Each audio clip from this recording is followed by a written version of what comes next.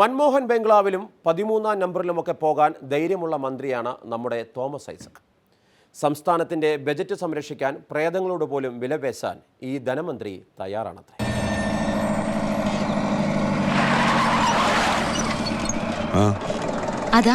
അതാ പറഞ്ഞ കൊട്ടാരം.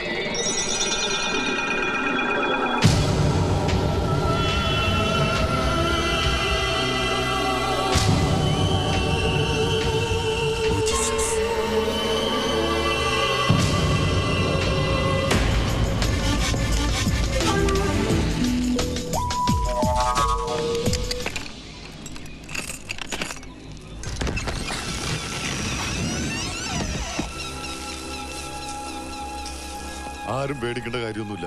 ഭൂതവും പിശാചും ഉണ്ടെന്നൊക്കെ ചുമ്മാ പറയുന്ന ഒന്നുമില്ലെങ്കിൽ നമ്മൾ ഇത്രയും പേരില്ലേ.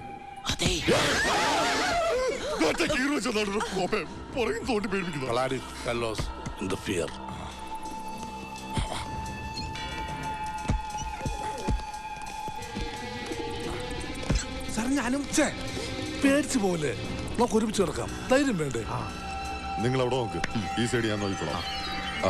മാസ്റ്റർ ഇങ്ങോട്ട് വാ. മൊബൈലടക്ക്. നടക്ക് മാസ്റ്റർ, ഞാൻ നോക്കിക്കോളാം. ഇങ്ങനൊരു പേടി. പുള്ളിക്കാരി പേടി.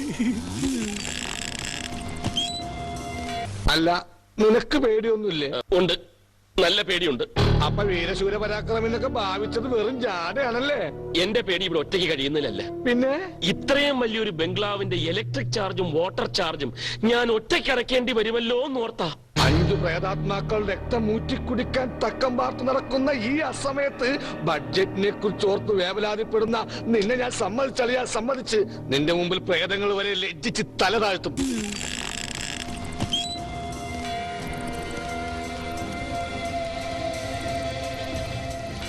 ഇത് ഏത് രാജാവിന്റെ പടമാണ്? മധ്യ തിരുവിതാംകൂർ ഭരിച്ചുകൊണ്ടിരുന്ന രാജാവാ, പേര് ശശി. തെരഞ്ഞെടുപ്പ് സീസണിൽ കേരളത്തിൽ എത്തി എന്തെങ്കിലുമൊക്കെ പറഞ്ഞ് മൊത്തത്തിൽ ഒരു അർമാദം സൃഷ്ടിച്ചു പോകുന്നതാണ് നമ്മുടെ AK ആന്റണിയുടെ ഒരിത്. ഇത്തവണ BJP-ക്കാർ നിയമസഭയിൽ എത്തണമെങ്കിൽ സന്ദർശക ഗാലറിയിൽ ഇരിക്കേണ്ടി വരുമെന്നായിരുന്നു ആന്റണി സാറിൻ്റെ കഴിഞ്ഞ നിയമസഭാ തെരഞ്ഞെടുപ്പ് കാലത്തിലെ വിലയിരുത്തൽ. എന്നാൽ നേമത്ത് UDF-ന് കെട്ടിവെച്ച കാശ് വരെ പോയി താമര വിരിഞ്ഞു. അങ്ങനെ നിയമസഭയുടെ സന്ദർശക ഗാലറിയിലേക്കുള്ള പാസുമായി AK ആന്റണിയെ കണി കാണിക്കാൻ വീട്ടിലെത്തുകയാണ് യുവമോർച്ച. നമ്മുടെ ജനങ്ങളുടെ മതമൈത്രി തകർക്കാൻ ശ്രമിക്കുന്ന BJP മൂന്നാം ശക്തിയാകുന്ന പ്രശ്നമില്ലെന്ന് മാത്രമല്ല, ഞാൻ അവസാനമായി വീണ്ടും പറയുന്നു, അവർക്ക് ഇത്തവണയും അസംബ്ലിക്കകത്ത് കടക്കണമെങ്കിൽ MLA-മാരുടെ ആരുടെയെങ്കിലും പാസ് മേടിച്ച് തന്നെ കയറേണ്ടി വരും. ₹1 കൈനീട്ടം തരുന്നവനെ 50 പൈസ കൊണ്ട് ഉണർത്തണം, എന്നിട്ട് ഒരു ഉഗ്രൻ കണി കാണിക്കണം.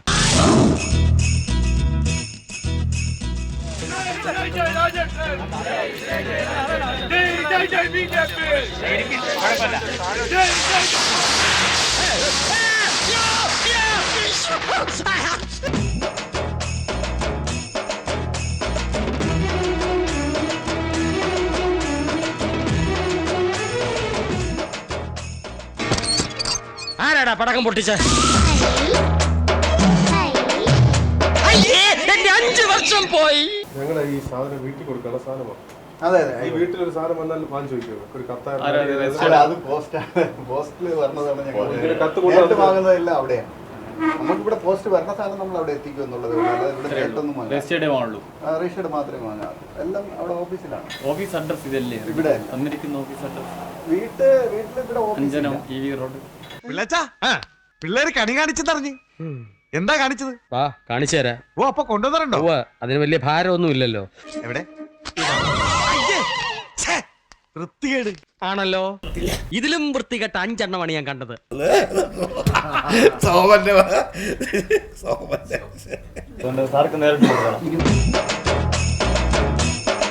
എല്ലാത്തിനും പിടിച്ചകത്തിട്ട് ചന്തിക്കിട്ട് 4 പൊട്ടിക്കണം. ഇന്നവർ പിന്നാമ്പറം കാണിച്ചു, നാളെ ഉമ്മറം കാണിച്ചാലോ?